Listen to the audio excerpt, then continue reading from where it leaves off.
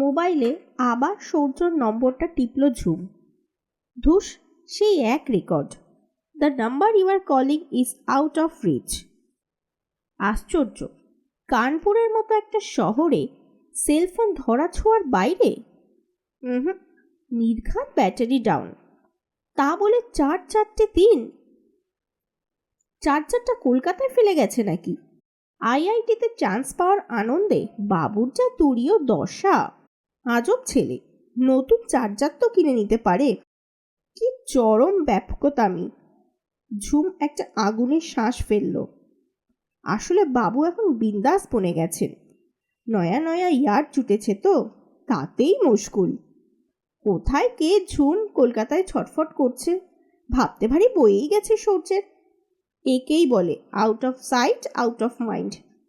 4 দিনে এই 4 মাস পরে কি হবে? মন থেকে ঝুম পুরোপুরি ডিলিট। ল্যান্ডলাইন বাজছে। কোনো কেজো ফোন নাকি ছোট পিসি?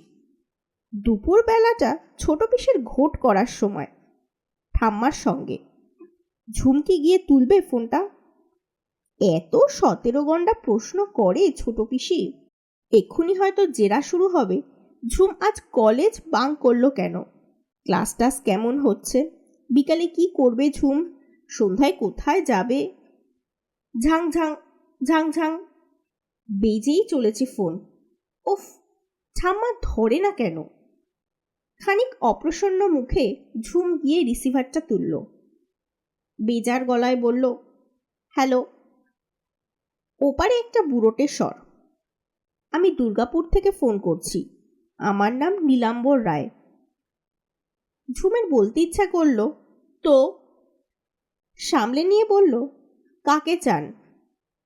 আমি আমার এক প্রতিবেশীর বাড়িতে সম্প্রতি একজনের সঙ্গে দেখা হলো, তার কাছ থেকেই নম্বরটি পেয়েছি। আপনারা হয়তো তাকে চিনবেন, সুরেন বাগচি। টিপিক্যাল সুড্ঢাদের স্বভাব, পয়েন্টে না এসে প্যাঁচ মেরে মেরে কথা বলা। সুরেন বাগচি মানে বাবা সে সুরেন মামা? ওরা তো বাগচি। কথার মাঝেই ফের কাঁপা কাঁপা গলা। সুরেনই আমায় কথায় কথায় বলল, ওর ডালিদি এখন নাকি টালিগঞ্জে থাকে। আমি তখন ভাবলাম, দাঁড়ান, আপনি ঠিক কি নম্বর চাইছেন বলুন তো। কি কাণ্ড, থেমে থেমে তাদের বাড়ির নম্বরটাই তো বলছে লোকটা। ঝটতে মগজটাকে একবার সার্ভ করে নিল ঝুম। গলা ঝেড়ে বলল, আপনি কি আমার ঠাকুমার কথা বলছেন? মঞ্জুলিকা? হ্যাঁ, ডালির তো ওটাই ভালো নাম। তা ডালি মঞ্জুলিকাকে কি এখন পাওয়া যাবে? একটু কথা বলতাম। এত সংকোচ করে কেন? ঝুমের কেমন যেন ধন্দ জাগল। রিসিভারের মুখটা চেপে ধরে হাঁক পারল, ঠাম্মা, তোমায় একজন খুঁজছেন। বোধহয় শুয়েছিল মঞ্জুলিকা। কোমর চেপে এলো ধীরে সুস্থে। ঝুমের 73 বছরের ঠাম্মা বাতের ব্যথায় বেশ কাতর ইদানিং। চলতে ফিরতে তার সময় লাগে বেশ। কাছে এসে ভুরু নাচিয়ে নাতনিকে জিজ্ঞাসা করল, কে রে? জবাবের বদলে টেলিফোনটাই হাতে ধরিয়ে দিল ঝুম।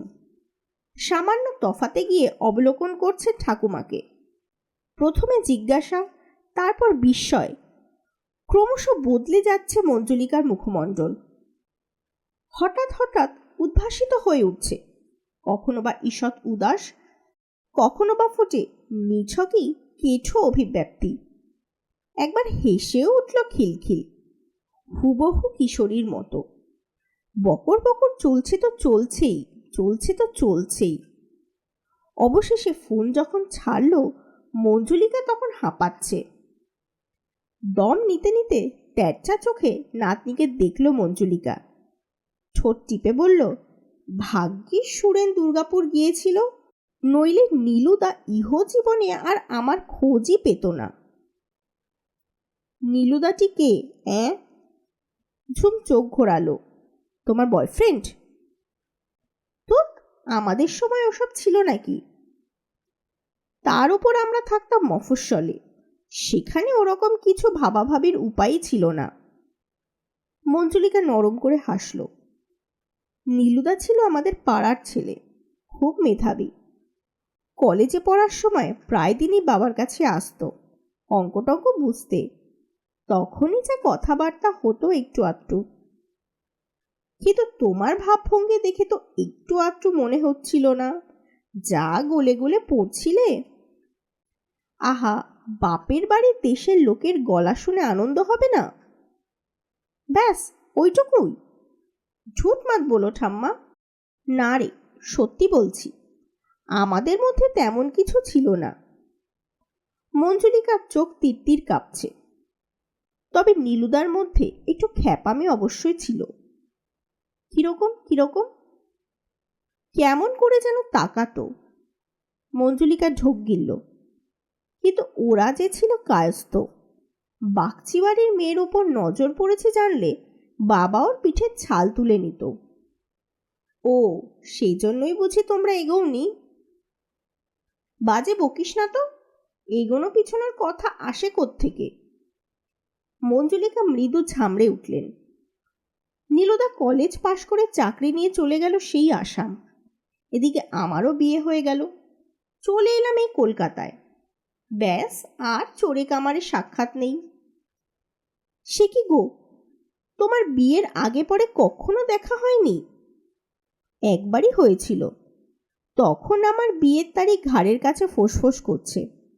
তারপর তো নীলুদা বাপ মা ভাই বোনকে নিয়ে শান্তিপুরের পাট উঠিয়ে দেশান্তরী হয়ে গেল পাকাপাকি। পরে তারও বিয়ে থা হয়েছে, নিজের ঘর সংসার হয়েছে। ছেলে নাকি জার্মানিতে থাকে, দুর্গাপুরে এখন শুধু কর্তাগিন্নির বাস। ওয়াও, এত হিস্ট্রি জানা হয়ে গেল? বলল, শুনলাম। তোমার খবর কিছু জানতে চাইলেন না? সব আগেই শুনে নিয়েছে সুরেনের কাছ থেকে। তোর দাদু কবে মারা গেল, তার কি হয়েছিল, তোর পিসিদের কথা, তোর বাপ মায়ের গল্প, কিছুই তার অবিদিত নেই।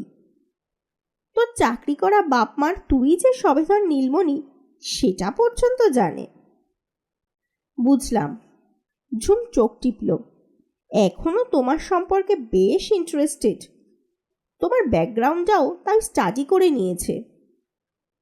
ঠাট্টাটা যেন গায়ে মাখল না মঞ্জুলিকা। ঈষৎ দুর্মনস্ক সুরে বলল, সত্যি নীলুদাটা এখনো পাগলই আছে। কেন? ঝুমের ভুরু জড়ো। তোমায় নতুন করে প্রপোজ করলো নাকি?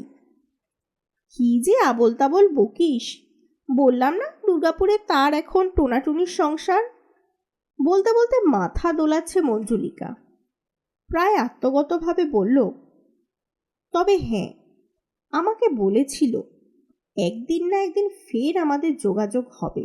ফলিয়ে ছাড়ল তো 54 বছর পর। ঠাম্মার মুখে এক অপার্থিব হাসি দেখতে পাচ্ছিল ঝুম। হাসি তো নয়, যেন শীতল জ্যোৎস্না। ঝুমের 4 দিনের বিরহ, অভিমান, অস্থিরতা সব যেন জুড়িয়ে আসছিল নিজের অজান্তেই। গল্পের নাম হিম চাঁদের আলো। লেখক সুচিত্রা ভট্টাচার্য।